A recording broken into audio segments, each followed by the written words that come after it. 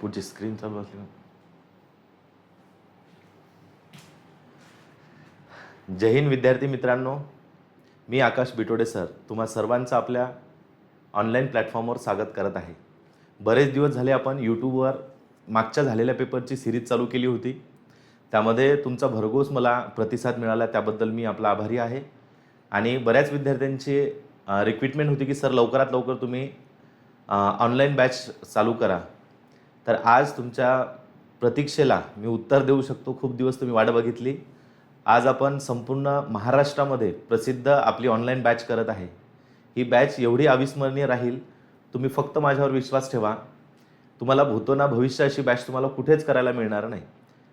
आता आज आपण जे ऑनलाईन बॅच चालू करणार आहे याबद्दल मी तुम्हाला थोडीशी माहिती देणार आहे. आणि आजचं जे लेक्चर आहे ते थोडक्यात आपल्याला या ऑनलाईन बॅचमध्ये काय काय बघायचं आहे ती मी तुम्हाला संपूर्ण माहिती देणार आहे. एकदम शांत चित्ताने हा व्हिडिओ बघायचा. त्याच्यानंतर आपल्या जे ॲपबद्दल माहिती आहे ती माहिती देणार. त्यामध्ये काही डेमो लेक्चर राहतील. यूट्यूबचे आपले बरेच लेक्चर झाले, ते सगळे लेक्चर बघायचे. त्यानंतर विश्वास ठेवायचा की बाबा आपण या माणसाचे लेक्चर केले तर आपला खरंच फायदा होऊ शकतो का, नाहीतर मग तुम्हाला निर्णय घ्यायचा आहे. पण तुम्हाला नक्की सांगतो, मला दिलेला वेळ तुमचा अजिबात मी वाया घालवणार नाही. ठीक आहे. मग जास्त वेळ न वाया घालवता मी तुम्हाला आपल्या या ऑनलाईन बॅचची माहिती देणार आहे. त्याबद्दल एक थोडंसं तुम्हाला अजून माहिती द्यायची आहे की मला ऑफलाईन शिकवून जवळजवळ पूर्व आज 9 वर्ष कंप्लीट झालेली आहेत. मी आता एकदम सामान्य शहरामध्ये शिकवतो. माझी सुरुवात वाशिममध्ये झालेली आपली अकॅडमी आहे. या ठिकाणी बरेच आपले या 10 वर्षामध्ये खूप विद्यार्थी लागलेले आहेत. जवळजवळ आपले 400+ विद्यार्थी लागलेले आहेत. 2026मध्ये आपले जवळजवळ 70+ विद्यार्थी महाराष्ट्र पोलीसमध्ये लागलेले आहेत. आणि बाकीच्या ज्या बॅच आहेत त्या बाकीच्या बॅचमध्ये बरेच विद्यार्थी लागलेले आहेत. आपण कंबाईनची बॅच घेतो आणि त्यानंतर आपण सरळ सेवा आणि पोलीस भरतीची पण बॅच घेतो. तर या ठिकाणी मी तुम्हाला आज आपल्या बॅचच्या संदर्भात माहिती सांगणार आहे. व्यवस्थित तुम्ही लक्ष द्या. ओके. आता बघा, हे तुम्हाला आपलं पोस्टर दिसलं असेल, आहे का नाही. कसंही गरिबी बनवलं पोस्टर, आपलं स्वतःच बनवलं, आहे का नाही. मग आता हे जे आहे याच्याबद्दल तुम्हाला बघा बॅनर तर दिसलंच असेल, पण मी एक सांगतो तुम्हाला, ही जे बॅच आहे आपली, ही बॅच आपली ओरिएंटेड राहणार आहे. कशाच्या संदर्भात राहणार तर लक्षात ठेवायचं तुम्हाला. ही बॅच कंप्लीट पोलीस भरती,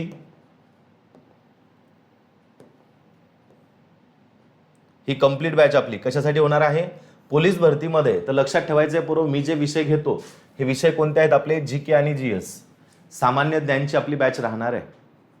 ते जे म्हणतात ना 100 रुपयातनी तुम्ही गणित शिका, बुद्धिमत्ता शिका, मराठी शिका, सामान्य ज्ञान, तसला हा प्रकार नाही आहे. सामान्य ज्ञानची एक बॅच करायची, तुम्हाला पुन्हा बॅच करण्याची आवश्यकता पडणार नाही, आहे का नाही. आणि फी पण मी काय खूप जास्त अशी ठेवलेली नाही, खूप नाममात्र फी आहे. आणि तुम्हाला बऱ्याच गोष्टी याच्यामध्ये मी देणार आहे, तर तुम्ही फक्त ऐका तर खरी. मग आता आपली ही पहिली बॅच आहे ऑनलाईनमधली. पहिली बॅच असल्या कारणानं मी फीस पण कमी ठेवलेली आहे.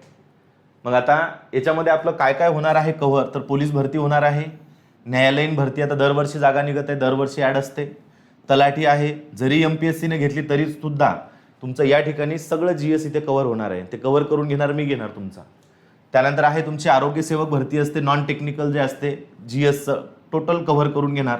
वनरक्षक आहे आणि इत्यादी इत्यादी. म्हणजे यामध्ये सरळ सेवा म्हणल्यानंतर सगळ्याच आल्या. तुमची ग्रामसेवक आली, त्यानंतर बाकीच्या ज्या तुमच्या महानगरपालिकेच्या नगरपालिकेच्या जागा असतात, तुमच्या इंडस्ट्रीयल काही काही एक्झाम असतात, टोटल नॉन टेक्निकल सगळं जे GS आहे ते मी तुम्हाला या बॅचमध्ये शिकवणार आहे. ओके. मग आता ही बॅच लक्षात ठेवायची आहे. इथं 2024 झालं, हे 2026 लक्षात ठेवायचं आहे. इयर किती आपला आता, 2026. ओके. त्यानंतर लक्षात ठेवायचं मार्गदर्शक मीच राहणार आहे, स्वतः आकाश बिटोडे सर, आहे का नाही. त्यानंतर आहे माझं शिक्षण भरपूर झालं, पण या शिक्षणाचं काय करता, आता का मला बायोडाटा बनवायचं काम नाही, हे का नाही. आणि 10 वर्षाचा मला खूप मोठा अनुभव आहे. त्यामुळे कारण लग्न झालं ना, बायोडाटाचा काही विषय नाही आपलं. मग आता हे लक्षात ठेवायचं आहे, हे आपला अनुभव आहे. आणि पूर्व लक्षात ठेवायचं, फीस फक्त आपण ठेवलेली आहे 799 रुपये. किती ठेवलेली आहे, 799. मी जेवढ्या दिवस तुम्हाला बॅच शिकवणार त्याचं जर तुम्हाला भागीला 799 टाकलं की नाही, तर माझं एका लेक्चरची फी तुमची किमान 2 ना 3 रुपये होणार आहे. आता सांगत असताना मलाही असं वाटते की आपली फी खरंच खूप कमी आहे, पण माझा उद्देश एकच आहे की महाराष्ट्रातल्या सर्वसामान्यपर्यंत मला पोहोचायचं आहे. मी ऑफलाईन बॅचला खूप माझे विद्यार्थी घडवले. तुमच्या यशामध्ये कुठेतरी मला एक पार्टिसिपेट व्हायचं आहे. त्यामुळे आपली फी नाममात्र आहे आणि नाममात्रच राहणार आहे. ओके. मग हे 799 रुपये आपली फी राहणार आहे. त्यानंतर पोरं आपलं जे ॲप आहे हे बघा, आहे बिटोडे सर क्लासेस. तर तुम्हाला प्ले स्टोअरवर जायचं आहे. प्ले स्टोअरवर गेल्याच्या नंतर तुम्ही सर्च करा, किंवा माझा जर तुमच्याकडे नंबर असेल तर मला तुम्ही नंबरवर मेसेज करा, मी तुम्हाला लिंक पाठवतो. लिंक ओपन केली किंवा तुम्ही प्ले स्टोअरला गेल्याच्या नंतर बिटोडे सर क्लासेस असं तुम्हाला ॲप दिसणार. आणि पोरं त्या ॲपचा लोगो बघा, हे शर्टवर आहे AB अकॅडमी, दिसला की नाही, आकाश बिटोडे अकॅडमी. मग बिटोडे सर क्लासेस तुम्ही टाकलं की तुम्हाला हा लोगो तिथे दिसणार. ते तुम्हाला डाउनलोड करायचं आहे. डाउनलोड केल्याच्या नंतर तुम्ही तिथे काय करा, तुमची प्रोफाईल रजिस्टर करा. म्हणजे तुमचा मेल ID टाका, त्याच्यामध्ये तुमचा एक पासवर्ड टाका. ते ओपन केल्याच्या नंतर तुमची डिटेल टाकायची, त्याच्यावर तुमचं नाव, तुमच्या वडिलाचं नाव, तुमचं आडनाव आणि तुमचा मोबाईल नंबर, तुमचं राज्य कोणतं आहे हे माहिती तुम्हाला तिथे टाकायची. एकदा का तुम्ही ते रजिस्टर्ड केलं, फ्रीमध्ये तुम्हाला ते ॲप आहे. ठीक आहे. ॲप ओपन केल्याच्या नंतर तुम्हाला त्या ठिकाणी असे सेक्शन दिसतील वेगळे वेगळे.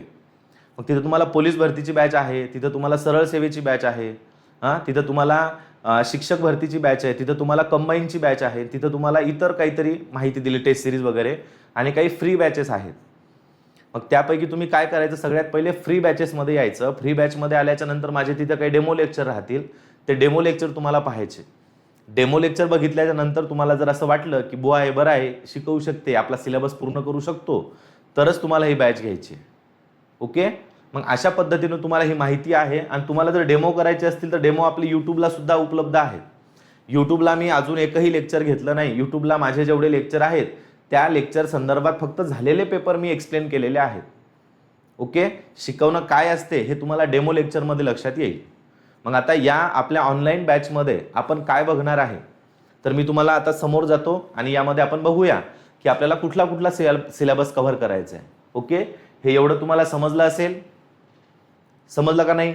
समजलं. बरं, जाऊ मग आता पुढं. बघा फक्त मला तुम्हाला काय काय कव्हर करायचं आहे या बॅचमध्ये.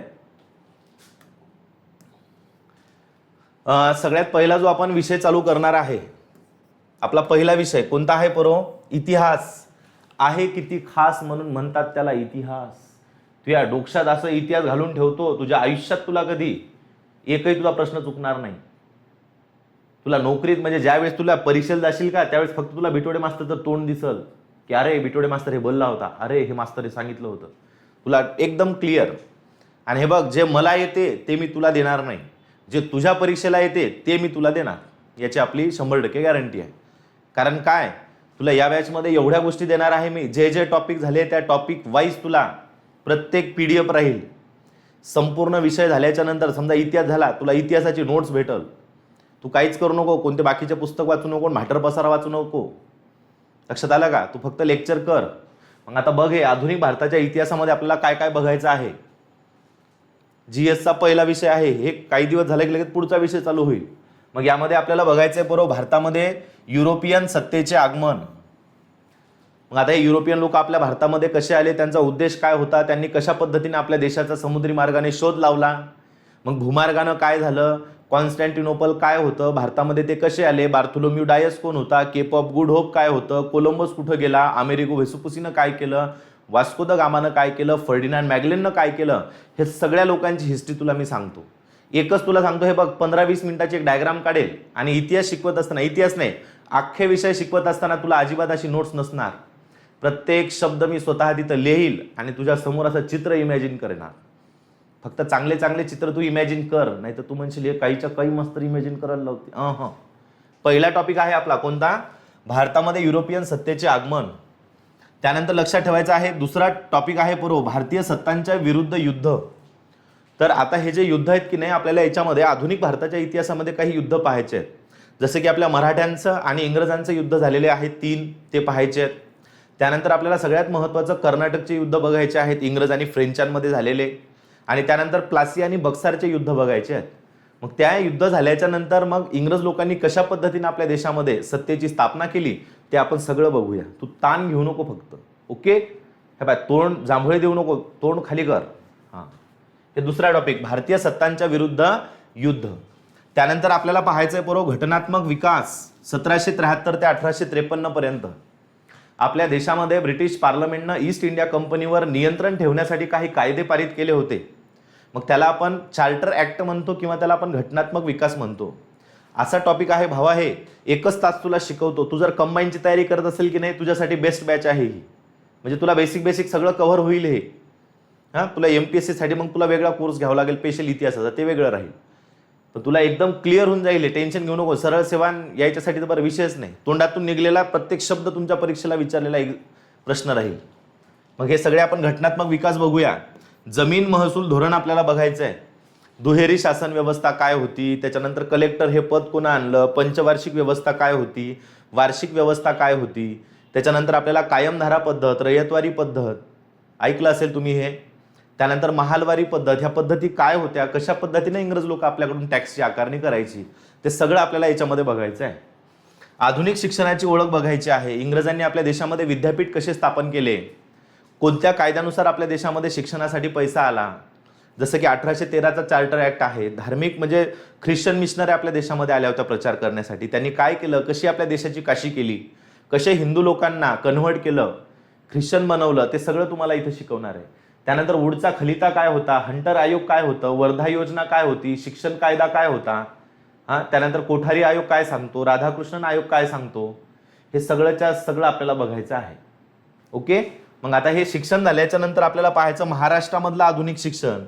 आपल्या महाराष्ट्रामध्ये कशा पद्धतीनं शिक्षणाचा विकास झाला, महात्मा ज्योतिबा फुलेंनी कशा पद्धतीनं मुलींच्या शाळेचा उद्धार केला, महर्षी वीरा शिंदे, विठ्ठलरामजी शिंदे आहे की नाही, त्यानंतर आपले महर्षी कर्वे, त्यानंतर राजर्षी शाहू महाराज, डॉक्टर बाबासाहेब आंबेडकर यांनी शिक्षणामध्ये काय काय परिवर्तन केलं ते सगळं बघायचं. आपले नाना जगन्नाथ शंकर सेठ, बॉम्बे नेटिव्ह एज्युकेशन माहिती असेल तुम्हाला. ह्या सगळ्या गोष्टी आपण या आधुनिक शिक्षणामध्ये बघणार आहे. ओके. त्यानंतर झाल्याच्या नंतर बरोबर 1857 पर्यंत ब्रिटिश राज्याची रचना कशा पद्धतीनं होती, तर विषय असा होता की 1857 पर्यंत आपल्या देशामध्ये सत्ता ही ईस्ट इंडिया कंपनीची होती. मग ईस्ट इंडिया कंपनीनं भारतामध्ये काय काय केलं, काय काय नाही केलं, क्लिअर आहे का इथपर्यंत? ह्या सगळ्या गोष्टी आपल्याला बघायच्या. इथंच तुम्हाला मी 1857चा उठाव सुद्धा शिकवणार आहे. 2 लेक्चर तुम्हाला 1857चा उठाव शिकवेल. तुम्ही कोमात जासाल डायरेक्ट. तुम्ही म्हणसाल असा एवढा सुद्धा हे मास्तर काहूनच शिकवते, तुम्ही असाच म्हणसाल. फक्त मी बोललेलं तुम्हाला चित्र असे बिलकुल इमॅजिन करायचे. अजिबात पुस्तकी ज्ञान घ्यायचं नाही. मी फक्त बोलतो काय तिकडं लक्षात ठेव. हां, बरोबर ध्यान ठेवायचं हे. त्यानंतर आहे सामाजिक आणि सांस्कृतिक धार्मिक बदल कसे कसे झाले आपल्या महाराष्ट्रामध्ये आणि आपल्या देशामध्ये.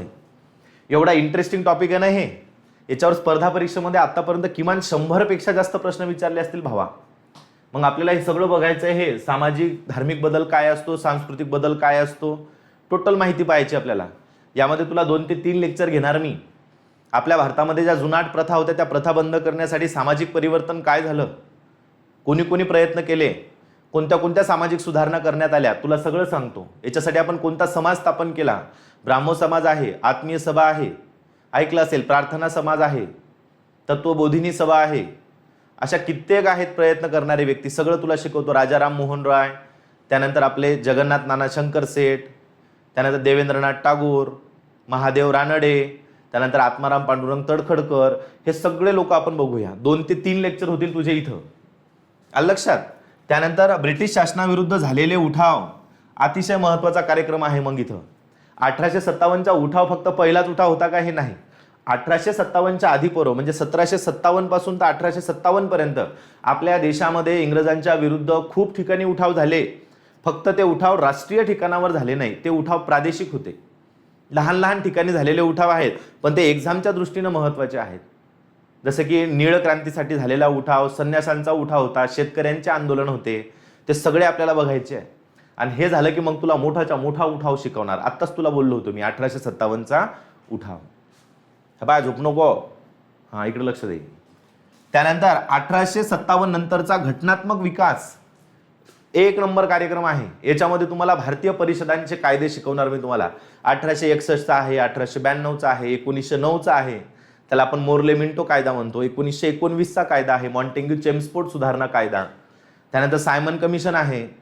भारतीय परिषदांचा कायदा 1935 आहे. त्यानंतर भारतीय स्वातंत्र्याचा कायदा 1947 आहे. हे सगळेच्या सगळे कायदे भावा एकाच ठिकाणी आणतो, तुला 1 तासामध्ये ओके कार्यक्रम करून टाकतो याचा, है का नाही. त्यानंतर 1857 नंतर ब्रिटिश राज्याची रचना कशा पद्धतीची होती.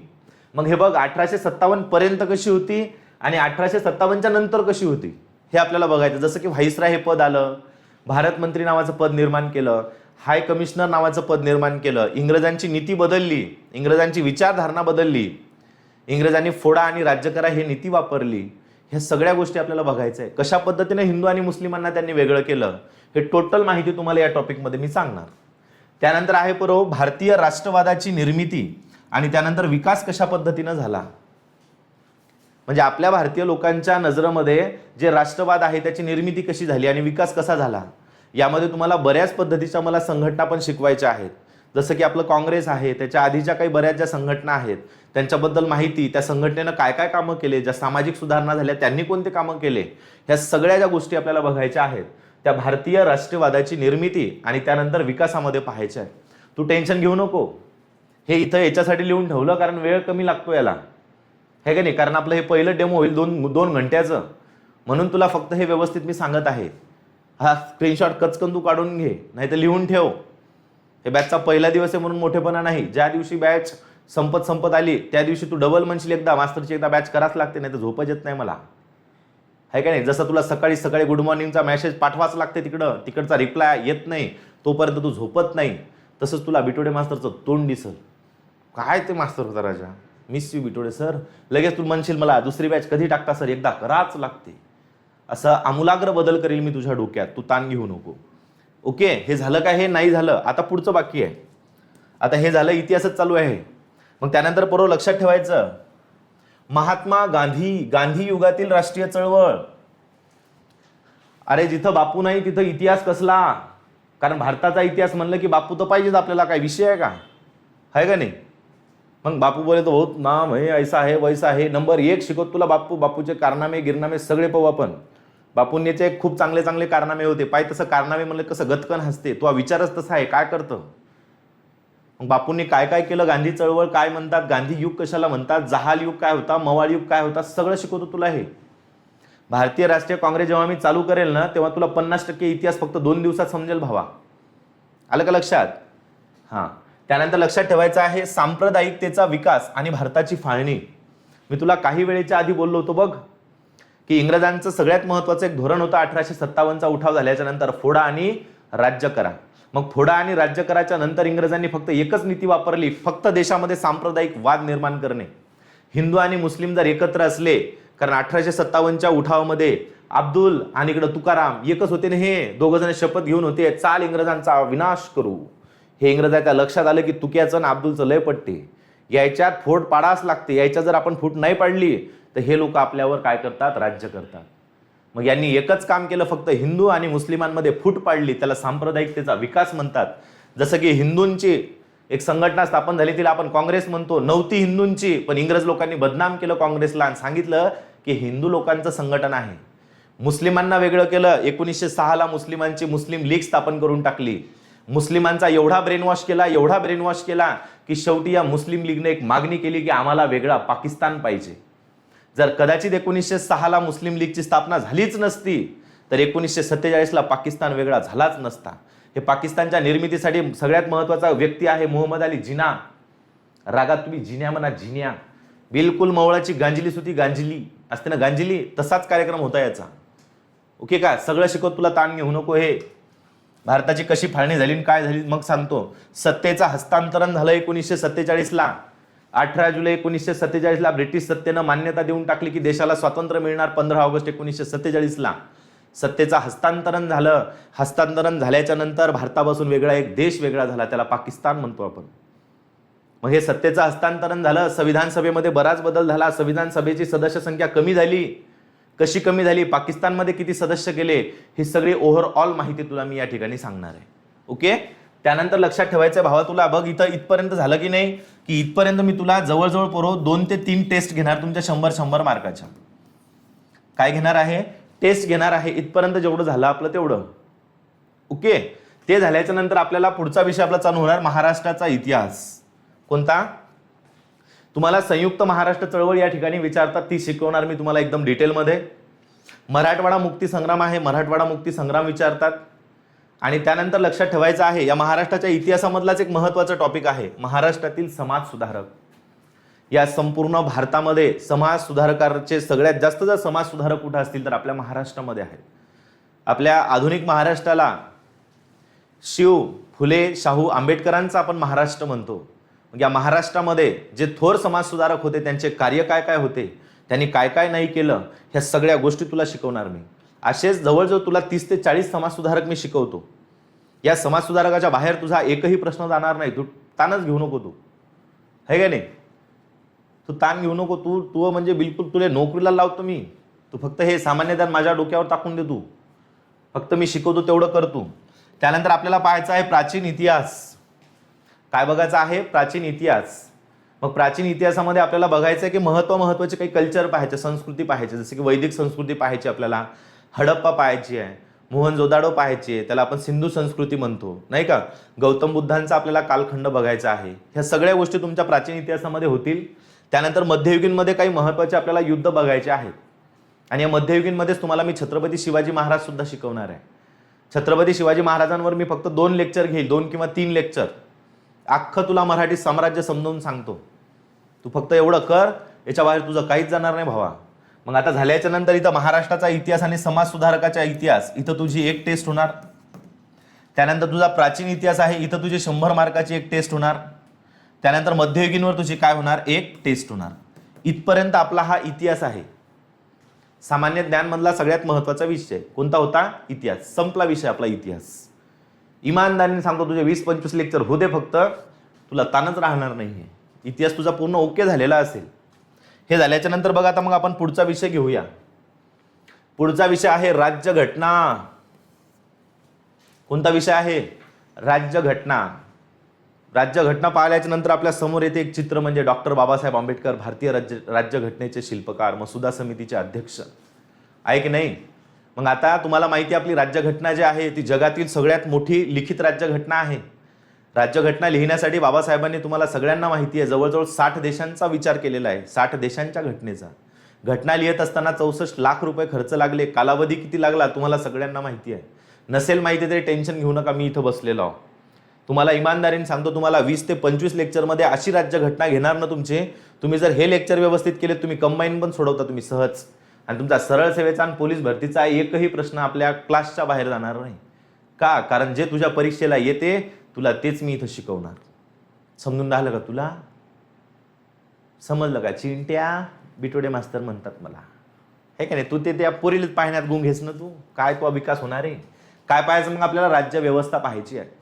मग राज्य व्यवस्थामध्ये बघ भावा, टॉपिक भरपूर टॉपिक आहेत. मग कोणकोणते घेतो बघ. हे आपल्याला पार्श्वभूमी बघायची आहे की बा आपल्या संविधान सभेची अप्रत्यक्ष मागणी करणारे व्यक्ती होते महात्मा गांधी. घटना लिहिणारे आपल्या पहिल्या प्रयत्न करणारे व्यक्ती होते मोतीलाल नेहरू. प्रत्यक्ष मागणी करणारे व्यक्ती होते मानवेंद्रनाथ रॉय. ही सगळी आपण पार्श्वभूमी बघूया.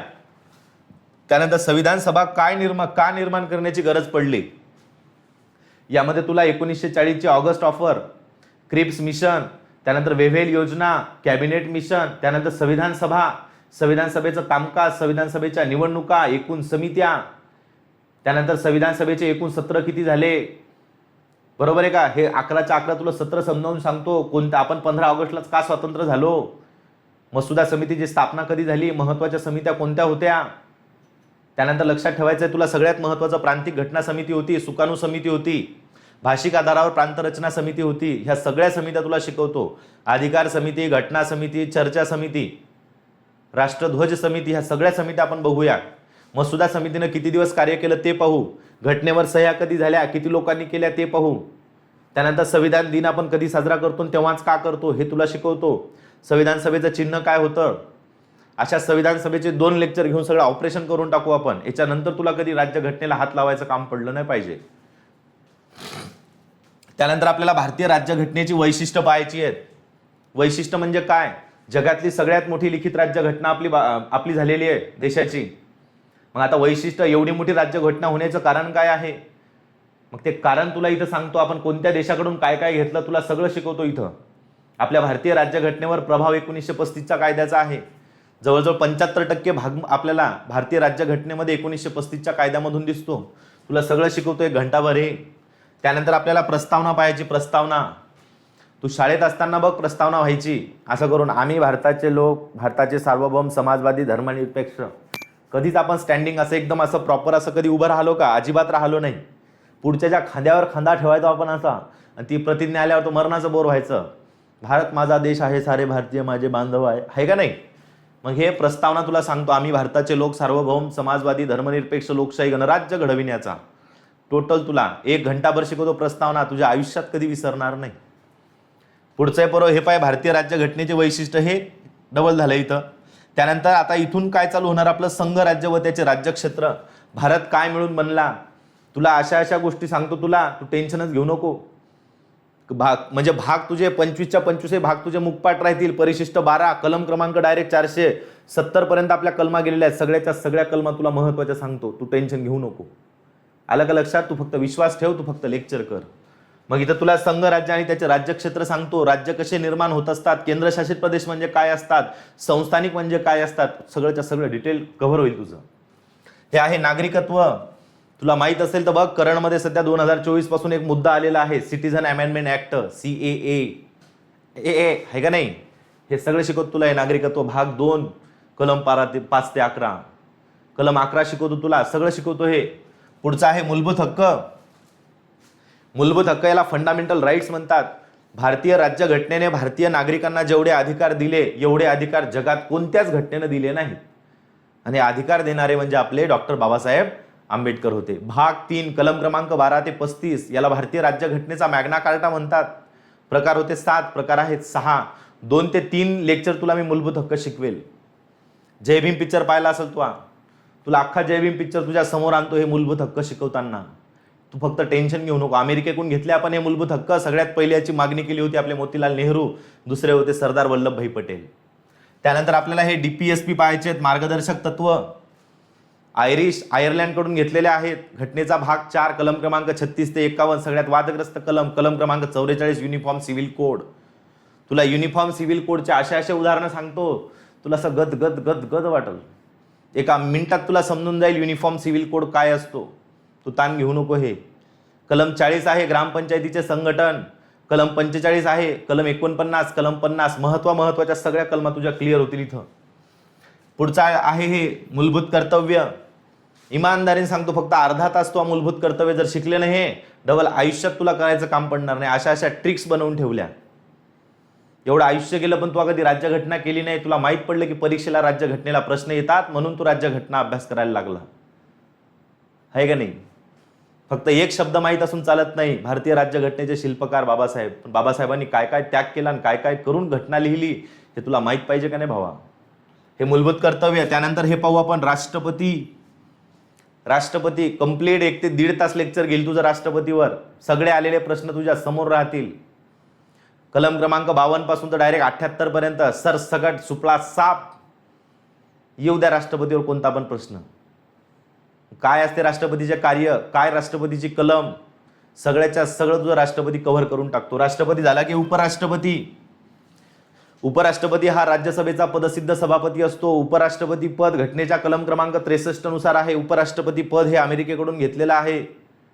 मग उपराष्ट्रपतीचे काय काय कामं असतात, काय काय नाहीत करत, किती दिवस पदावर राहतात, शपथ कोण देते, मतदान कोण करते, पदावून कसं काढतात, पगार किती असते, टोटल ओकेच्या ओके कार्यक्रम होईल तो. त्याच्यानंतर ही आहे संसद.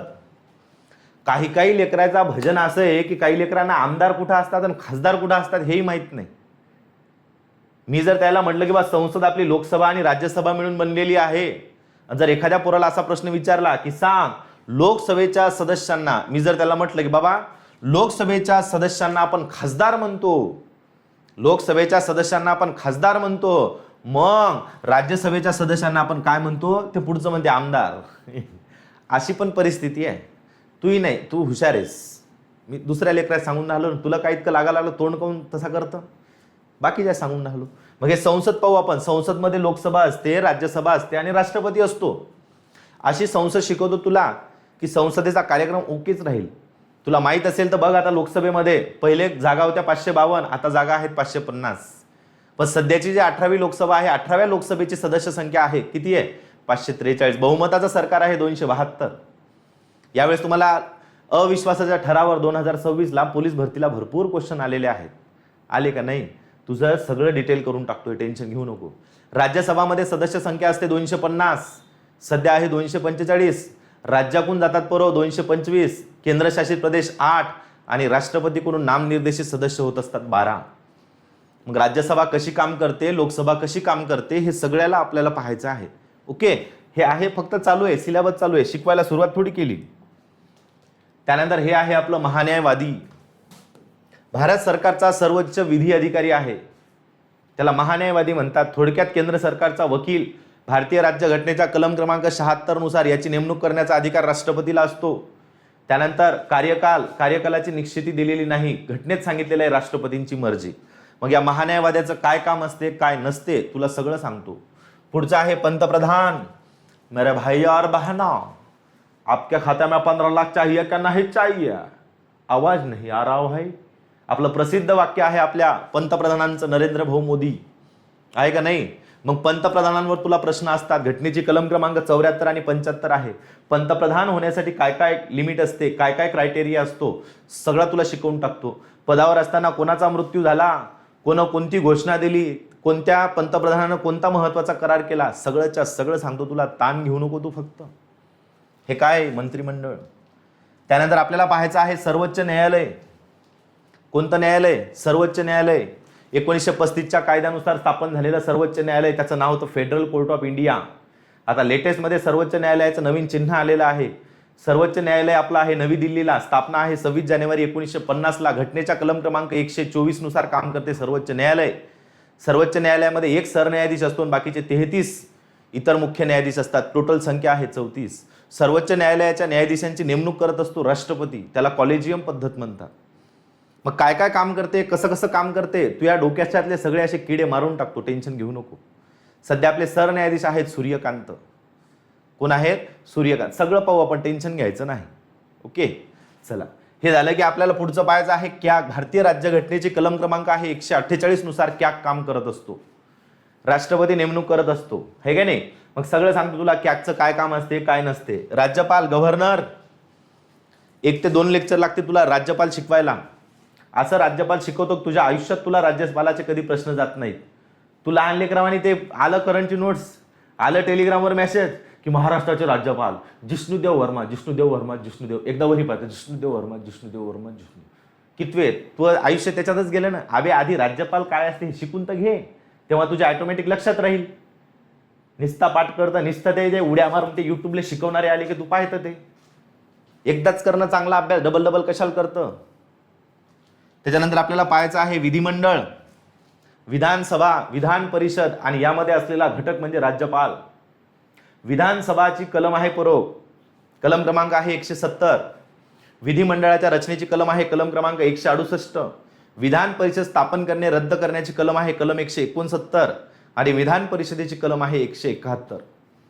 तुला असं सांगतो तुला हे विधिमंडळ की तू टेन्शनच नाही घ्यायचं, बिलकुल तुझं सगळं मुखपाठ झालेलं असेल. आलं का लक्षात. हे विधिमंडळ सांगतो तुला आमदार कोणाला म्हणतात, खासदार कोणाला म्हणतात, विधान परिषद सध्या आपल्या भारतात किती आहेत, स्थापना कशी करायची, सगळं माहिती तुझी होईल. त्यानंतर आपल्याला पाहायचं आहे मुख्यमंत्री. मी पुन्हा येईल, मी पुन्हा येईल. भाऊ आले आणि बसले, हे की नाही. म्हणजे भाऊनं बोलून दाखवलं का नाही. आता भाऊबद्दल जरा आपल्याला आपल्या मनात जराशी आता रिस्पेक्ट आहे. का रिस्पेक्ट आहे? कारण त्यांनी आता 2 लाखापर्यंत शेतकऱ्यांची कर्जमाफी केली. मग चांगला आहे तर चांगलाच आहे. तुम्ही टरबूज म्हणता, काही म्हणता, तसं नाही. माणसानं अभ्यास करतो ना आपण, आपल्याला सरकारी नोकर व्हायचं नाही. व्यक्ती हा पक्षानुसार ठरवायचा नसतो, पक्षाचा राग करायचा नसतो. सगळे पक्ष सारखे, सगळे लोक सारखे. व्यक्ती कोणता चांगला आहे, व्यक्ती म्हणून तुम्ही बघितलं पाहिजे. मग हे मुख्यमंत्री आणि त्यानंतर आहे मंत्रिमंडळ. हे महाधिवक्ता असतो बरोबर राज्याचा. कलम क्रमांक 165 नुसार असतो महाधिवक्ता, राज्य सरकारचा सर्वोच्च विधी अधिकारी. उच्च न्यायालय, उच्च नाही रे, उच्च न्यायालय. उच्च न्यायालय. आपली भाषा जराशी अशी गावंढळ आहे. तुला फार वाटत असेल बापरे काय सुंदर चष्मा आहे मास्तरचा, किती सुंदर मास्तर दिसतो. जेवायला बसले की डायरेक्ट असाच विषय असते आपला. लाजायचं बिजायचं नाही. हे उच्च न्यायालय आहे. मग लक्षात ठेवायचं आपल्या महाराष्ट्राचे सध्या 49वे आहेत चंद्रशेखर मुख्य न्यायाधीश. नेमणूक कोण करते, कलम किती आहे, सगळं माहिती पाहू. 25 उच्च न्यायालय आहेत. उच्च न्यायालय स्थापन करण्याचा अधिकार कोणाला असतो, त्या न्यायाधीशांची नेमणूक कोण करत असते, खंडपीठ काय असतात. त्यानंतर फिरतं न्यायालय म्हणजे काय असते, जसं की आपल्या कोल्हापूरला स्थापन झालं 18 ऑगस्ट 2025ला. सगळं सांगतो तुला, ताण घेऊ नको चिंट्या. आणीबाणी त्याला इमर्जन्सी म्हणतो, त्याला आपत्काल म्हणतात. आपल्या देशामध्ये 3 आणीबाणी असतात. एक राष्ट्रीय आणीबाणी आहे, राष्ट्रपती राजवट आणि आर्थिक आणीबाणी. सगळं शिकवतो तुला आणीबाणी, घंटाभर शिकवतो. हे जे की अवघड वाटते तुम्हाला, घटना दुरुस्त्या 106 घटना दुरुस्त्या झाल्या आतापर्यंत. काही घटना दुरुस्त्या कलम क्रमांक 368 नुसार असतात आणि काही घटना दुरुस्त्या ह्या 368च्या बाहेर असतात, पण घटना दुरुस्त्या असतात. म्हणजे साधं बहुमत असते त्याच्यामध्ये, काही विशेष बहुमत असते, अशानुसार घटना दुरुस्त्याचे प्रकार पडतात. मग आतापर्यंत किती झाल्या? 106. यातल्या महत्वाच्या सगळ्या शिकवत तुला. घटनात्मक आयोग आणि बिगर घटनात्मक आयोग. कोणता? घटनात्मक आयोग लक्षात ठेवायचा आहे आपल्याला, आणि त्यानंतर लक्षात ठेवायचा आहे आपल्याला बिगर घटनात्मक आयोग. मग आता घटनात्मक आणि बिगर घटनात्मक आयोग असतात ते सगळेच्या सगळे तुला शिकवून टाकतो. त्यानंतर महत्वाच्या आपल्याला कलमा पाहायच्या. एक लेक्चर स्पेशल तो कलमावर राहील, 1 किंवा 2 लेक्चर. एक लेक्चर भाग आणि परिशिष्टावर राहील. हे झालं आपलं सगळी राज्यघटना. राज्यघटना झाल्याच्या नंतर इथं तुझे 2 पेपर होतील. काय होतील इथं तुझे? 2 पेपर होतील. 2 पेपर.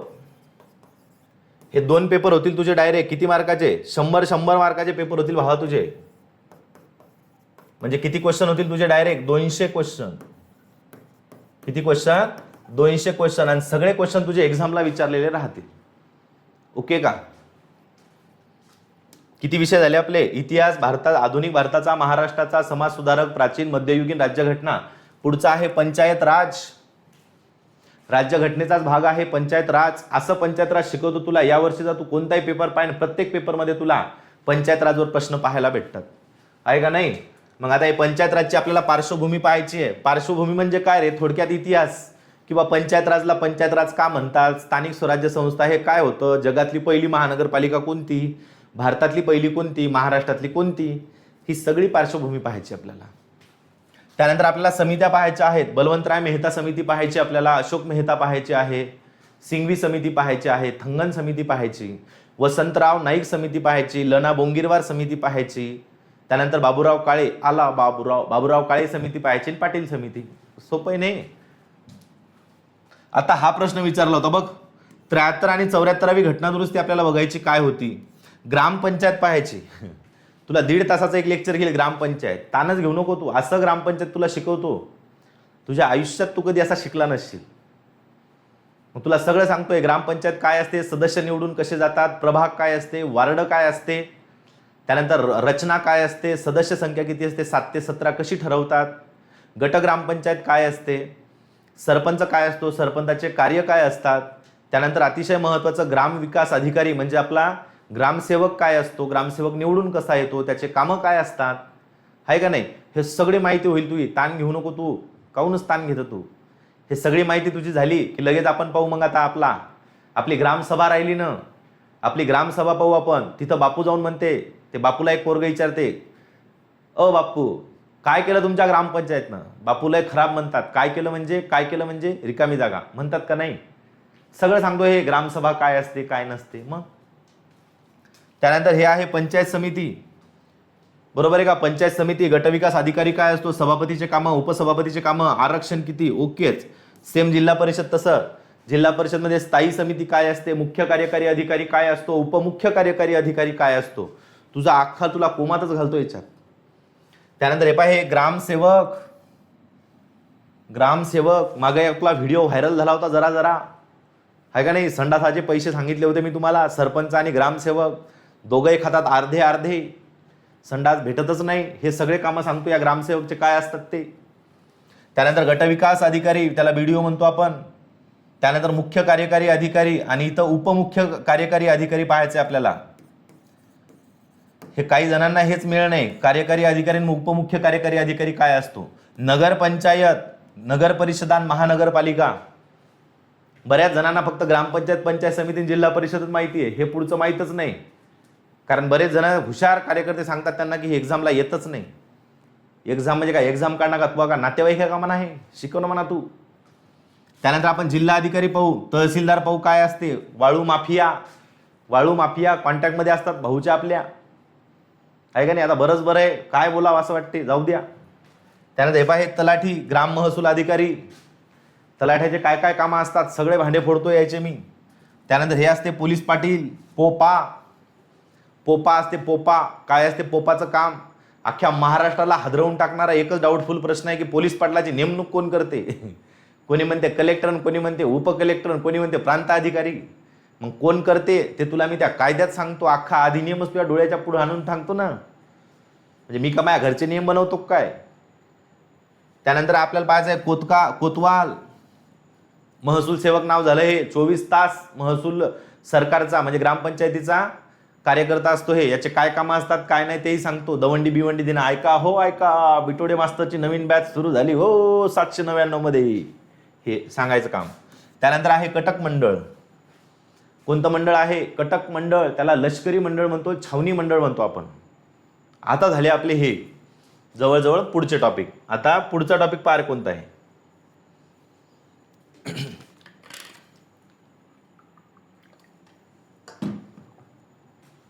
आपला पुढचा टॉपिक आहे महाराष्ट्राचा भूगोल. का पाहायचा आपल्याला? भूगोल पाहायचा. भूगोल. तुला एक सांगतो, कोणताही पेपर काढ आणि महाराष्ट्राच्या भूगोलावर जर तुला प्रश्न नाही भेटले तर मला तू फोन लावून तू फोन, नाही तर म्हण की सर याच्यावर आपल्याला प्रश्न नाही आहे. तुला महाराष्ट्राचा भूगोल असा सांगतो, इमानदारीने सांगतो की म्हणजे तानच घेऊ नको, तू वाचायचा कार्यक्रमच नाही. मी तुला डायग्राम काढून सांगेल आणि तुझा महाराष्ट्राचा भूगोल बिलकुल तुझा माइंड मॅप असा एकदम क्लिअर करून टाकेल तुझा. आणि अशा अशा ट्रिक्स बनवून ठेवल्या महाराष्ट्रात की आपल्या ट्रिक्स व्हायरल नाही झाल्या पाहिजे. फक्त तुमचा अभ्यास तुमच्याच जवळ ठेवा, नाही तर मोठेपणा. पायरे बिटोडे मास्तरचं लेक्चर, तुमचं लेक्चर तुम्ही मातीत घालू नका. तुम्ही तुमचंच पहा. त्याला म्हणा तू बॅच घे बिटोडे सरची, आहे का नाही? मग हे महाराष्ट्राचा भूगोल पाहायचा. महाराष्ट्राचा आपल्याला प्रादेशिक भूगोल पाहायचा आणि प्रशासकीय भूगोल. महाराष्ट्राची निर्मिती कशी झाली, बरोबर आहे का? भूखंड वहनाचा सिद्धांत काय होता? अल्फ्रेड वॅगनार काय सांगितलं होतं? त्यानंतर आपला पश्चिम घाटाची निर्मिती कशी झाली? टोटल आपल्याला प्राकृतिक भूगोल पाहायचा आहे. ते तुला इन डिटेलमध्ये शिकवतो. त्यानंतर प्रादेशिक भूगोल बघायचा आहे आपल्याला. प्रादेशिक भूगोल, प्रादेशिक विभाग किती आहेत, त्या विभागामध्ये किती जिल्हे आहेत, किती तालुके आहेत, क्षेत्रफळ किती आहे, त्या विभागाची निर्मिती काय झालं, त्या विभागाचं वैशिष्ट्य काय आहे, हे सगळं तुला सांगतो याच्यात. प्रशासकीय भूगोल पाहायचं आहे. 2 लेक्चर होतील प्रशासकीय भूगोलाचे. मग महाराष्ट्राचं जुनं नाव काय होतं, महाराष्ट्राची निर्मिती कशी झाली, मुंबई प्रांत काय होता, मुंबई प्रांताचे पहिले मुख्यमंत्री कोण होते, महाराष्ट्राची जेव्हा स्थापना झाली त्यावेळेस महाराष्ट्राचे पहिले मुख्यमंत्री कोण होते, किती जिल्हे होते, किती प्रशासकीय विभाग होते, किती तालुके होते, किती मनपा होत्या, किती जिल्हा परिषद होत्या, सरसगट सांगतो. त्यानंतर नवीन जिल्ह्यांची निर्मिती कशी झाली, टोटल तू तानच घेऊ नको, इतकं डिटेलमध्ये तुला शिकवतो. त्यानंतर ही भूगर्भ रचना आपल्याला बघायची आपल्या महाराष्ट्राची.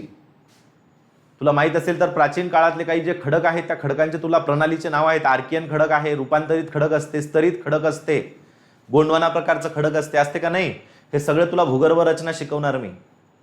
हे इथपर्यंत यायला आपल्याला किमान 4-5 लेक्चर लागतील. पुढचा विषय आहे नदी प्रणाली. पुढचा टॉपिक नदी. तुला माहित असेल तर बघ, नदीवर तुला एक प्रश्न असतो म्हणजे असतोच. आणि जर तू कंबाईन दिले तर मग कंबाईनला तुला 3-4 प्रश्न असतात. आणि सरळ सेवेमध्ये तुला किमान 2 ते 3 क्वेश्चन फक्त नदीवर असतात. मग महाराष्ट्रातली तुला सगळी नदी, अशी नदी प्रणाली बिलकुल पिंजूनच काढू आपण. गोदावरी काय असते आणि भीमा काय असते, तुला फक्त एवढं माहिती आहे, गोदावरीचा उगम त्र्यंबकेश्वर, लांबी किती 668, 3 राज्यातून माहिती, 8 जिल्ह्यातून माहिती, आणि झालं. आणि कोणतं धरण आहे, गंगापूर धरण आहे, झालं. तू थांब ना जरासा, मला शिकवते ना तू. मला शिकवल्याच्या नंतर तू म्हणशील की बा गोदावरी जर तुझ्या समोर कोणा विचारली तर गोदावरीची अख्खी तू कुंडलीच सांगशील. तुला कसं शाळेतल्या एखाद्या मुलीची सगळी कुंडली माहीत राहते, तशी गोदावरी नदीची अख्खी कुंडली माझ्याजवळ आहे, मी ती तुला सांगणार. भीमा नदी काय होती, कृष्णा नदी काय होती, कोकणातल्या नद्या काय होत्या, वैनगंगा, पैनगंगा, नर्मदा, तापी, सगळं शिकवत तुला. त्यानंतर आहे हवामान. आज मौसम बडा बेईमान, हे हवामान पाहायचं आपलं हवामान. मग नैऋत्य मान्सून वारे काय असतात, ईशान्य मान्सून वारे काय असतात, आपल्या महाराष्ट्रामध्ये कोणतं पर्जन्य पडते, पावसाची सुरुवात कधी होते, हवामान खाते किती आहेत, प्रतिरोध प्रकारचा पाऊस काय असतो, सगळ्यात जास्त पाऊस कुठं पडतो, सगळ्यात कमी पाऊस कुठं पडतो, पावसामुळे कोणतं खडक निर्माण होते, पाऊस हा जास्त पाऊस कोणत्या पिकासाठी पोषक असतो, कोणत्या पिकासाठी नसतो, उन्हाळ्यात पाऊस पडतो त्याला काय म्हणतात, उन्हाळ्यात सगळ्यात जास्त पाऊस कुठं पडतो, सरसगट हवामान एका घंट्यात. ओके, आलं लक्षात.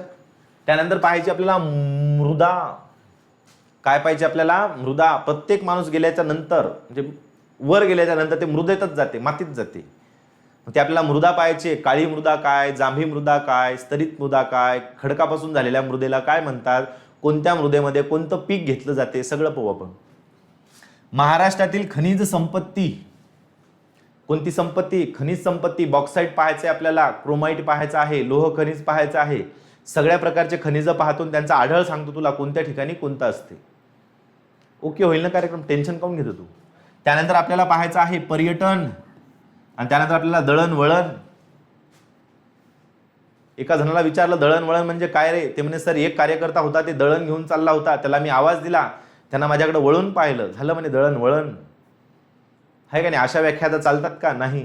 पर्यटन पाहायचे आपल्याला, पर्यटनाचा भारतीय अर्थव्यवस्थेवर, महाराष्ट्राच्या अर्थव्यवस्थेवर परिणाम बघायचा आहे. किती पर्यटक लोक आपल्या देशामध्ये येतात, किती आपल्या महाराष्ट्रामध्ये येतात, पर्यटनाचे आपल्याला सोर्स बघायचे आहेत. मग पर्यटनामध्ये काय काय येते, किल्ले येतात, राजवाडे येतात, त्यानंतर मोठे मोठे धरणं येतात, त्यानंतर अजून लेण्या येतात, त्यानंतर आपले देवस्थानं येतात. मग हे देवस्थान आपल्याला बघायचे आहेत, जसं की येळकोट जय मल्हार, ज्योतिबाच्या नावानं चांग भलं, सबका मालिक एक, शिर्डी के साईबाबा, त्यानंतर आपले अष्टविनायक मंदिर, अष्टविनायका तुझा महिमा कसा, आहे का नाही. काही बौद्ध लेण्या आहेत त्या बघायच्यात आपल्याला, कारले भाजे. काही महत्त्वाच्या मस्जिद आहेत त्या मस्जिद बघायच्या आहेत. काही धोबधोबे आहेत ते धोबधोबे बघायचे आहेत, आहे का नाही. सगळं होईल ना चिंट्या, ताणून घेऊ. हे काय आहे, हे लोकसंख्या, भारताचं काही हो का नाही, लोक थांबायला तयार नाहीत, कारण आपल्या देशाची लोकसंख्या ही प्रचंड वाढत चालली. जगात सगळ्यात जास्त लोकसंख्या आपल्या भारताची झालेली आहे, संख्या झाली 146 कोटी. जागतिक लोकसंख्या दिन आपण 11 जुलैला करतो. तुला 2 लेक्चरभर लोकसंख्या शिकवतो, अख्ख्या महाराष्ट्रात तू अशी लोकसंख्या शिकली नसाल, प्रश्न येऊ दे, त्याचं उत्तर काय राहील ते तुला सांगतो. आलं का लक्षात, पूर्ण पाठ झालेली असेल तुझं. मग यामध्ये तुला नसबंदी काय होती तेही सांगतो तुला. पाय कसं गचकन खाली लाजल्यावाने हसते, तुला सांगा लागल का नाही. हम दो हमारे दो काय होतं ते तुला सांगा लागल. ते मनातल्या मनात म्हणते हम दो हमारे चार, तुला काहीतरी वाटू दे मनाला. हम दो हमारे दो हे तत्व काय होतं ते पाहायचं आपल्याला. त्यानंतर आपल्याला वनसंपत्ती पाहायची आहे. जसं की सगळ्यात जास्त वनसंपत्ती आपल्या गडचिरोलीमध्ये आहे, सर्वात कमी लातूरमध्ये आहे, भारतात सगळ्यात जास्त मध्य प्रदेशमध्ये आहे, सर्वात कमी हरियाणामध्ये आहे. ती वनसंपत्ती पाहायची, कोणतं वन, कोणत्या वनांचा प्रकार, कोणतं वन कशासाठी प्रसिद्ध आहे, आपण कोणत्या वनाची निर्यात करतो, सगळीच्या सगळी माहिती आपल्याला बघायची आहे. यामध्ये आपला कृषी नावाचा एक घटक आहे ते सुद्धा होईल. लक्षात येऊन आलं का, इतकं पाहायचं आपल्याला. मग तू 799 जास्त दिसते काय तुला आता सांगाव. त्यानंतर आपल्याला पाहायचं, इथं शॉर्टकटमध्ये सांगतो तुला, आपल्याला जगाचा भूगोल पाहायचा, जगाचा खगोलशास्त्र पाहायचं आहे आणि भारताचा भूगोल आपल्याला बघायचा आहे. जगाचा भूगोल तुला मोजून तुला सांगतो, लय नाही, फक्त 6 ते 7 लेक्चर जगाचा भूगोल घेतो. एक लेक्चर स्पेशल तुझा खंडांचा अभ्यास, एक लेक्चर स्पेशल एका खंडांचा अभ्यास, एक लेक्चर आपला, बरोबर आहे का, त्या ठिकाणचं वैशिष्ट्य म्हणजे स्पेशल सगळे धबधबे, त्यानंतर सरोवरांचा अभ्यास, त्यानंतर समुद्रांचा अभ्यास, त्या खंडांच्या वैशिष्ट्यांचा अभ्यास. त्यानंतर आपल्याला संसदेचा नावं काय आहे ते विचारतात, चलनाचा अभ्यास, चलन बघायचे आहे. त्यानंतर महत्त्वाचे देश, महत्त्वाच्या देशांच्या राजधान्या, टोटल होईल तुझं जगाच्या भूगोलामध्ये. त्यानंतर आपल्याला स्पेशल बघायचं आहे आपली सूर्यमाला, त्यानंतर आपली पृथ्वी पाहायची आहे, कशी निर्मिती झाली ते बघायचं, आपला एकमेव उपग्रह पाहायचा चंदूमामा, आहे का नाही, सगळी माहिती पाहायची आपल्याला.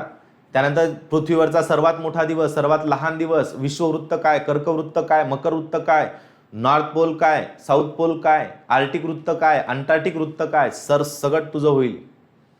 महत्त्वाच्या आता जगाच्या भूगोलमध्ये तुला शिकवणार मी की सध्या कर्णमध्ये कुठली पोझिशन आहे. बघ तुला काही खड्या हे विचारलं तर सामुद्रधुनी, यावेळेस आपल्याला हार्मोसची सामुद्रधुनी विचारलेली आहे, विचारली का नाही, हे सगळं होईल तुझं हे. मग त्यानंतर तुला क्लिअरमध्ये सांगतो हे सगळं, काही टेन्शन घेऊ नको. भारत स्थान व विस्तार, भारताचा भूगोल, भारताच्या शेजारचे राज्य, भारताच्या शेजारचा देश, लागून असलेली सीमा, समुद्री सीमा किती आहे, भूसीमा किती आहे, नवीन आलेला अहवाल, प्रत्येक राज्यांच्या राजधान्या, त्या राज्यांत असलेलं वैशिष्ट्य, त्या राज्यांचं असलेलं लोकनृत्य, जसं आपल्या महाराष्ट्राचा आहे तमाशा, जसं पंजाबचा आहे भांगडा, ढटांग ढटांग ढांग, आहे का नाही, ते तमाशा म्हणते, तमाशातून लावणी करून दाखव ना, मला कोण म्हणतं. हे सगळे आपण पाहूया, टेन्शन घेऊ नको तू. मुख्यमंत्री कोण आहेत, राज्यपाल कोण आहे, निर्मिती कधी झाली, सगळं सांगतो तुला. भारताचा प्राकृतिक विभाग, यामध्ये तुला काय शिकवणार मी, पर्वत प्रणाली शिकवणार. 7 पर्वत प्रणाल्या आहेत, सगळ्या सांगतो तुला. अरवली, श्रीवल्लीची मोठी बहीण अरवल्ली. त्यानंतर सह्याद्री पर्वताची निर्मिती कशी झाली, सातपुडा पर्वताची निर्मिती कशी झाली, पश्चिम घाट काय, पूर्व घाट काय, विंध्य पर्वत काय, त्यानंतर आपला हिमालय पर्वत काय, सगळं सांगतो तुला. हे टेन्शन घेऊ नको तू. त्यानंतर महत्वाच्या खिंडी आपल्याला पाहायच्या आहेत. तुला माहित असेल डोकलाम खिंड आहे, त्यानंतर नथुला खिंड आहे, बाराला चला खिंड आहे, रोहतांग नावाची खिंड आहे, बनिहाल नावाची खिंड आहे. सगळं शिकवतो तुला हे. त्यानंतर भारताची नदी प्रणाली, पहिलीच नदी आहे गंगा, सिंधू, सरस्वती, यमुना. ह्या सगळ्या नद्या शिकवतो तुला. ब्रह्मपुत्रा नदी काय आहे, गंगा नदी काय आहे, सिंधू नदी काय आहे, हुगळी नदी काय आहे. भारतातील आपल्याला वनसंपदा पाहायची आहे. त्यानंतर हवामान पाहायचं, परिवहन पाहायचं, लोकसंख्या पाहायची. इथं झालं की डबल तुझा एक पेपर राहील. प्रत्येक विषय झाला की तुझा पेपर. जगाचा भूगोल झाला की पेपर. क्लिअर आहे का? अशा पद्धतीने हे आपल्याला भूगोल कव्हर करायचं आहे. झाले आपला विषय. पुढचा विषय आहे आपला सामान्य विज्ञान. कोणता आहे?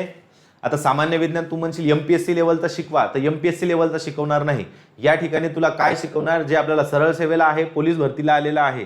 जेवढं तुला सरळ सेवेला क्वेश्चन आलेत त्याच्या रिलेटेड मी टॉपिक काढले, त्या टॉपिकच्या आधारावर मी तुला सगळं सामान्य विज्ञान शिकवणार. मग आता मानवी आपल्याला पहिलं काय आहे, मानवी शरीर आपल्याला पाहायचं आहे. एकदम डायग्रामॅटिकली तुला मानवी शरीर शिकवतो. बरोबर आहे? मग आता कारण डिजिटल बोर्ड असल्यामुळे तुला शिकवायला खूप सोपं जाईल. मानवी शरीरामध्ये आपल्याला भरपूर गोष्टी बघायच्या आहेत. तुम्हाला बिलकुल असं शरीर आपण बाहेर काढून दाखवू, नाही का? मग आता ब्रेनची माहिती पाहावी लागते आपल्याला, त्यानंतर आपल्या बोन्सची माहिती पाहावी लागते, त्यानंतर आपल्या हार्टची माहिती पाहावी लागते, जठराची पाहावी लागते, पोषण नावाचं चॅप्टर आहे आपल्याला. मग आपल्या हाडांची संख्या, त्यानंतर आपल्याला पाहायचं आहे. भरपूर गोष्टी आहेत. सगळं घेऊ आपण याच्यामध्ये. मानवी शरीर. त्यानंतर आपल्याला सजीवांचे वर्गीकरण विचारलेलं आहे. मग आता कोणत्या कोणत्या पद्धतीचं वर्गीकरण आहे ते सगळं घेतो तुमचं. त्यानंतर आपल्याला पेशींचा अभ्यास करायचा आहे. मानवी पेशी आहे, शोध कोणी लावला, पेशांचे कार्य काय काय असतात, सगळं आपल्याला बघायचं आहे. त्यानंतर आपल्याला पाहायचं आहे मानवी पोषण. अतिशय महत्त्वाचं प्रकरण आहे आणि सगळ्यात म्हणजे आवडीचं प्रकरण आहे हे आपल्या स्पर्धा परीक्षावाल्यांचं, सरळ सेवावाल्यांसाठी. मग आपल्याला पोषण 1 घंटाभर तुला पोषण, 1 किंवा 2 तास तुला मी पोषण चॅप्टर शिकवणार. या पोषणवर मी अशा ट्रिक्स बनवून ठेवल्या की त्या ट्रिक्सच्या आधारावर तुझं डायरेक्ट पाठच होईल. एकदम व्यवस्थित. जीवनसत्व काय असतात, कर्बोदके काय असतात, आपले मिनरल्स काय असतात, त्यांचं बेनिफिट काय असते, ते जर कमी असलं तर आपल्याला कोणता आजार होऊ शकतो, मग त्याचा आपल्याला सोर्स पाहायचा असतो. त्यांचे आपल्याला काय महत्त्वाचे जे जीवनसत्व आहेत त्यांचे रासायनिक नावं माहीत पाहिजे, त्यांच्या अभावापासून होणारे आपल्याला रोग माहीत पाहिजे. सगळं होईल तुझं. टेन्शन घेतं कशाला तू. त्यानंतर आपल्याला इकडं प्रजनन म्हणजे डिटेलमध्ये विचारत नाहीत, पण तुम्हाला प्रजननामध्ये बघा, तुम्हाला डीएनए माहीत पाहिजे, आरएनए माहीत पाहिजे, डीएनएचा वापर माहीत पाहिजे, आहे का नाही. त्यानंतर तुम्हाला गुणसूत्राच्या जोड्या माहीत पाहिजे, जसं की आपलं लिंग गुणसूत्राची एक जोडी आहे. मग त्याच्यामध्ये कोणते गुणसूत्र एकत्र आल्याच्या नंतर पुरुष किंवा मग महिला किंवा मुलगा किंवा मुलगी होणार, आहे का नाही. हे सगळं आपल्याला बघायचं आहे. त्यानंतर आपल्याला प्रथिनं पाहायचे, मानवी रोग पाहायचे आहेत. मानवी रोग तुला किमान 3 दिवस शिकवणार मी. मानवी रोग तुला असे शिकवतो की तुझ्या आयुष्यात तू कधी पाहिले नसतील, एकदम शॉर्टकटमध्ये आणि एकदम ट्रिकी बेसनं तुला सायन्स शिकवतो. टेन्शन घेऊच नको तू. आणि सोबत बघ इथं जे लिहिलं नाही ते लिहून दाखवतो तुला. आतापर्यंत विचारलेले सगळे महत्वाचे 1 लाइनर प्रश्न. कोणते? सगळे 1 लाइनर प्रश्न विज्ञानावर विचारलेले. एकच मिनिट थांब. हे बघ, हे आपलं पुस्तक आहे. आतापर्यंत विचारलेले 1 लाइनर मध्ये जे सायन्सचे क्वेश्चन आहेत ते क्वेश्चन याच्यामध्ये जवळजवळ 1000 ते 1200 प्रश्न आहेत. किती आहेत? 1000 ते 1200 प्रश्न आहेत. या 1000 ते 1200 प्रश्न सगळेच्या सगळे या बॅचमध्ये घेतले जातील. त्याच्यामुळे टेन्शन घ्यायचं का नाही. मी इथं बसलेलो आहे. एक ना एक क्वेश्चन तुला इथं शिकवला जाईल. आणि तुला पुस्तक बोलवायचं असेल तर तुला मी माहिती नंतर सांगतो. सध्या पुस्तकं संपले, एकच आहे ते. मला लागल का नाही? 1 लाइनर सगळे क्वेश्चन होतील आपले. झालं हे झालं आपलं विज्ञान. पुढचा विषय आहे अर्थव्यवस्था. तुला एक सांगतो बघ, यावेळेचा तू कोणत्याही जिल्ह्याचा पेपर काढ आणि त्या जिल्ह्यामध्ये जर तुला अर्थशास्त्राचा प्रश्न दिसणार नाही तर तू मला प्रत्येक एक्झाम मध्ये तुला सांगतो अर्थशास्त्रावर क्वेश्चन विचारलेला आहे तुला. मग अर्थशास्त्रामध्ये आपल्याला काय करायचं आहे तर राष्ट्रीय उत्पन्न करायचं, पंचवार्षिक योजना करायच्या, दारिद्र्य जे की लहानपणापासून आपल्याला हक्कानं माहिती आहे. मी गरीब असलो म्हणून काय झालं काय नाही झालं सगळंच झालं. गरीब असल्यावर तुला कोण ओळखते? मला कोण ओळखते मी गरीब हो म्हणून? मग आपली गरिबी का आली? मग गरिबीचे प्रकार असतात, लय गरीब आणि श्रीमंत असतात का नाही? मग गरिबी येण्याचे कारण काय? मग कोणत्या गरिबीचं निर्मूलन करू शकते सरकार, कोणत्या नाही करू शकत, सगळं सांगतो तुला.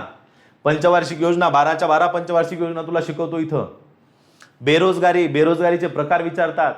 म्हणजे सरकार आपल्यावर असं आपल्याला दर्द देते,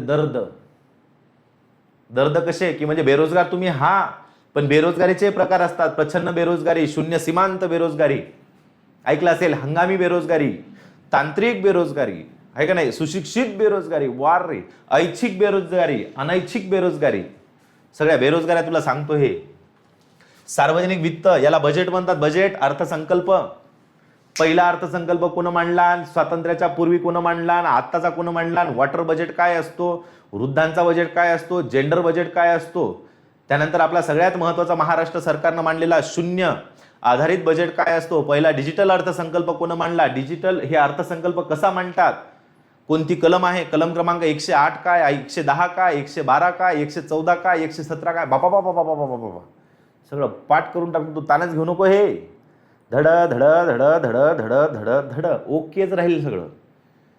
त्यानंतर आपल्याला हे पाहायचे आहे, परकीय व्यापार, आयात निर्यात विचारतात तुला. यावर्षी प्रश्न होता की भारतातून कोणत्या राज्यातून सगळ्यात जास्त निर्यात झाली तर कोणत्या देशाला झाली. अमेरिकेला झाली. निर्यात करणार राज्य होतं महाराष्ट्र. हे परकीय व्यापार पाहू. डॉलर म्हणजे काय, डॉलर म्हणजे ते अक्षय कुमारचे एक बनेलची ऍड आली, डॉलर ते नाही, आपल्या रुपयाच्या तुलनेमध्ये असते डॉलर, अमेरिकेचं चलन. ते सगळं शिकवतो. आत्ता पाय प्रश्न विचारला होता सोलापूरला, पहिलाच प्रश्न पाय तू सोलापूर ग्रामीणचा. 49 प्रश्न आहेत जीएसचे, त्यातला पहिला प्रश्न होता हे परकीय व्यापाराच्या रिलेटेड. अवमूल्यन झाल्याने खालीलपैकी कोणता परिणाम होतो, तर आपली निर्यात वाढते. ते तुला सांगतो. डिव्हॅल्युएशन काय असते, 1949, 1966, 1991 केलेलं आहे बाबा. भारतीय बँकिंग प्रणाली अख्ख्या महाराष्ट्रामध्ये 100 वेळा विचारलेला एकच प्रश्न आहे या बँकिंग प्रणालीमध्ये. कोणता, तर 1969ला किती बँकांचं राष्ट्रीयकरण झालं, 14 बँकांचं. तुला माहिती आहे, पण राष्ट्रीयकरणची व्याख्या अजून तुला माहित नाही पिंटिया. मग हे तुला सगळं शिकवतो. बँकिंग दोन लेक्चर घेतो बँकिंगवर. तुझ्या आयुष्यात तू कधी अशी बँकिंग पाहिली नसेल. बँकेचं काम काय असते, ठेवी स्वीकारणं, कर्ज देणं, अजून पण बरेच कामं असतात, ते शिकवतो तुला. डिजिटल बँकिंग म्हणजे काय असते ते सांगतो. स्मॉल पेमेंट बँका म्हणजे काय असतात ते सांगतो. सार्वजनिक क्षेत्रातल्या बँका किती आहेत ते सांगतो. SBIची माहिती सांगतो. State bank of India, NABARD म्हणजे काय, एक्झिम म्हणजे काय, सरसकट सुपळा साप आहे. तू फक्त विश्वास दे, विश्वास ठेव माझ्यावर. रिझर्व्ह बँक ऑफ इंडिया, तुला एकच माहिती आहे, रिझर्व्ह बँक ऑफ इंडियाची स्थापना झाली 1 एप्रिल 1935. पहिले गव्हर्नर ऑस्बॉर्न स्मिथ, पहिले भारतीय गव्हर्नर CD देशमुख, सध्याचे गव्हर्नर संजय मल्होत्रा. झालं. तुला याच्या व्यतिरिक्त माहिती आहे का? अबे विचार कर, देशात पैसा छापणारी ही बँक आहे ना ही. तुला काय तेवढंच माहित पाहिजे का, बाकीचं माहित लागेल ना तुला. मौद्रिक धोरण म्हणजे काय असते तुला माहित असेल. आर्थिक वर्ष म्हणजे काय असते हे सगळं माहित पाहिजे ना तुला. मग हो करता निसता सगळं शिकवत तुला. हे ऑपरेशन याचा चलनवाढ, त्याला इन्फ्लेशन म्हणतो आपण, महागाई. आज लहान लहान गोष्टींचे भाव तुला माहिती आसमानी भाव झालेले आहेत. तुला सगळं शिकवतोय चलनवाढ काय असते. त्यानंतर हे शेती काय, शेती, त्यानंतर उद्योग आणि त्यानंतर सेवा, हे तिन्ही क्षेत्र शिकवतो. तुला माहित असेल बघ, प्राथमिक क्षेत्र, द्वितीय क्षेत्र आणि तृतीय क्षेत्र. प्राथमिक क्षेत्रामध्ये कृषी घटक, द्वितीय क्षेत्रामध्ये उद्योग आणि तृतीय क्षेत्रामध्ये सेवा. आणि यांचा आपल्या भारतीय अर्थव्यवस्थेवर झालेले परिणाम. सगळ्यात जास्त काय चांगलं असते, प्राथमिक, द्वितीय का तृतीय क्षेत्र, सगळं तुला शिकवतो. शिकवतो म्हणजे काय, जर परीक्षेला एक्झाम मध्ये क्वेश्चन येतील, अतिसंभाव्य असतील तरच तुला सांगणार, ताण घेऊ नको तू. पुढचा प्रश्न आहे उद्योग, त्यानंतर सेवा क्षेत्र, त्यानंतर सस्टेनेबल डेव्हलपमेंट. हे जास्त महत्वाचं नाहीये. आणि आंतरराष्ट्रीय संघटना लयच इम्पॉर्टंट आहे. हे खूप जास्त IMP टॉपिक आहे. इंटरनॅशनल संघटना. तुम्ही बघा प्रत्येक परीक्षेला तुम्हाला हा प्रश्न असतो. जसं की WTO म्हणजे काय, WHO म्हणजे काय, युनायटेड नेशन म्हणजे काय, युनेस्को म्हणजे काय, ब्रिक्स म्हणजे काय, सार्क म्हणजे काय, आशियान म्हणजे काय, सगळ्या संघटना तुला 1 तासामध्ये तुला सगळ्या पाठ करून टाकतो. हे अर्थशास्त्र आहे. यानंतर आपल्याला पाहायच्या आहेत आपल्याला चालू घडामोडी. काय पाहायच्या, चालू घडामोडी. प्रत्येक महिन्याची तुझी महिन्याची बॅच, म्हणजे बॅच जे आहे तुझी 8 महिन्याची व्हॅलिडिटी आहे. 8 महिन्यामध्ये समजा जानेवारी महिना आता चालू आहे, उदाहरण सध्या आता एप्रिल महिना चालू आहे. एप्रिल महिन्याचं करंट तुला 2 तास शिकवलं जाईल, विथ त्याची PDF पण भेटेल तुला. संपूर्ण जानेवारी महिन्याचं जेवढं मी घेतो तेवढंच कर. बाहेर तुझा प्रश्न जाणार नाही. संपलं एप्रिल महिन्याचं करंट. एप्रिल महिना झाला की मे महिना लागला की लगेच डबल मे महिन्याचं 2 तासाचं करंट. सगळं करंट विथ PDF सहित तेवढंच कर, करू नको बाकीचं. समजून राहिलं का? त्याला तर डबल मे महिना, मग ते जून महिना, मग असं जिथपर्यंत बॅच आहे प्रत्येक महिन्याचे व्हिडिओ आपल्या ग्रुपला तुला भेटतील आणि विथ त्याच्या PDF. काही करंट करण्याची आवश्यकता पडेल का? नाही. आणि त्यामध्ये जर तू मला रिक्वेस्ट केली की बस सर आता पेपर आहे, सध्या तुम्हाला आता काहीतरी अजून घ्यावं लागते, तर याच्यामध्ये आहे नेमणुका घेतो, पुरस्कार घेतो, युद्ध अभ्यास घेतो, राज्यातील महत्त्वाच्या घडामोडी घेतो, आंतरराष्ट्रीय घडामोडी घेतो, राष्ट्रीय घडामोडी पण घेतो. लक्षात येऊन राहिलं का तुझ्या? एवढा मोठा सिलेबस शिकवतो तुला. तुला माझी फी जास्त वाटते? अबे काही वाटते का? 40-40, 50-50 क्वेश्चन आहे तिथं, एका मार्कानं रिझल्ट चालला आणि तुला सांगतो अख्ख्या महाराष्ट्र हळहळून राहिला रे. कारण GS मध्ये तुला सांगतो एक विषय शिकवणारा तुला दिसते टॉपचा, उड्या मारू शिकवते, घे म्हणते विषय. हे इथं हे उड्या मारायचा विषय नाही, सगळेच्या सगळे विषय तुला एकदम परफेक्ट शिकवणार. कारण 10 वर्षाचा अनुभव आहे. मोठी म्हणजे लहान गोष्ट नाही, लय मोठी गोष्ट आहे. 10 वर्षात काय काय केलं आणि पहिलीच बॅच आहे तुला या बॅचला म्हणजे माझ्या डोक्यात जितकं नॉलेज आहे का सगळंच्या सगळं नॉलेज तुझ्या डोक्यात घालतो. माझा आत्मा तुझ्या, तुझा आत्मा बाहेर, ओम भगनी भागोदरी ओम भट स्वाहा, है का नाही? असाच कार्यक्रम करून टाकतो तो. फक्त विश्वास ठेव. हे झालं का नाही? याच्या बाद पाय इथं तुझं डबल स्टॅटिक जीके घेतो. काय घेतो? एक आठवडाभर तुझा स्टॅटिक जीके घेतो. एवढा सिलेबस आहे. मग तुला महाराष्ट्रातली कोणतीही परीक्षा दे. मी तर एवढंही म्हणतो तुमच्या घरी जर 10व्या वर्गात लेकरं असतील त्यालाही बॅच घेऊन द्या, त्याचाही फरक पडेल त्यांनाही. तुम्हाला ते घ्याच लागते. तुझा 1 मार्काने रिझल्ट गेला, तुला ही बॅच घ्याच लागते. तुझी नवीन सुरुवात आहे, तुला ही बॅच घ्याच लागते. तू म्हणतो मी एक एवढं मोठं पुस्तक वाचतो त्याच्यातून माझं होते, तरी तुला ही बॅच घ्याच लागते. लक्षात? अशा पद्धतीने तुमचा सगळ्यांचा सपोर्ट असू द्या. आपला हे जे व्हिडिओ आहे हे व्हिडिओ सगळ्यांपर्यंत शेअर करा आणि तुम्हा सगळ्यांचं सहकार्य जसं मला यूट्यूबला भेटलं त्याच पद्धतीचं तुमचं सहकार्य मला ऑनलाईनला आपल्या ॲपमध्ये भेटावं अशी मी अपेक्षा करतो. आणि आपल्या 2 बॅच येत्या 2 ते 3 दिवसामध्ये सुरू होतील. मी तुम्हाला तारखीसहित मेसेज करून सांगतो. ठीक आहे? खूप खूप धन्यवाद. तुमचं असंच प्रेम राहू द्या. फी फार कमी आहे. एकदा तुम्ही विश्वास ठेवून बघा. तुमच्या विश्वासाचं 100% मी 100% सोनं केल्याशिवाय राहणार नाही. एवढे राजकारणी लोक तुम्हाला मोठे मोठे चॉकलेट देतात, त्याच्यावर तुमचा विश्वास आहे. मी इमानदार माणूस हो, खरे खरे तुम्हाला चॉकलेट देतो, ते तर तुम्हाला घ्याच लागतील. विश्वास ठेवावा लागेल का नाही? थांबू मग आता इथं थांबतो मी. आपली जे बॅच आहे ती बॅच पोरं लक्षात ठेवायचं आहे. आपली जे बॅच चालू होणार आहे, आजची तारीख किती आहे?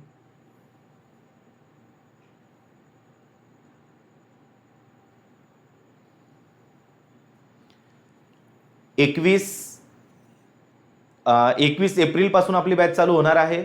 21 एप्रिल पर्यंत, 21 एप्रिल 2026 आणि त्यानंतर पुन्हा आपली एक बॅच चालू होणार आहे 1 मे 2026 ला. ठीक आहे? बॅच संदर्भात काही जरी क्वायरी लागली तर तुम्ही मला मेसेज करायचा आहे. आणि MPSC, सरळ सेवा, पोलीस भरती काही पण क्वायरी असली बिनधास्तपणे मला मेसेज करायचा आहे. इथं बघा, इथं दिलेलं आहे डाउनलोड ॲप. डाउनलोड ॲपवर तुम्हाला जायचं आहे. तुम्हाला असं दिसेल तिथं AB अकॅडमी प्ले स्टोअरवर ते ॲप डाउनलोड करायचं आहे आणि सर्च करायचं आहे बिटोडे सर क्लासेस. ठीक आहे? तुम्हाला सगळ्यांच्या सहकार्यानं मी इथपर्यंत पोहोचलेलो आहो. तुम्हाला अजून वाटत असेल माझ्याकडून तुमच्यासाठी काहीतरी मदत असेल तर ती मदत करायला मी तुमची नक्कीच तयार आहे. या ठिकाणी मी थांबतो. जय हिंद सर्वांचं. Bye bye.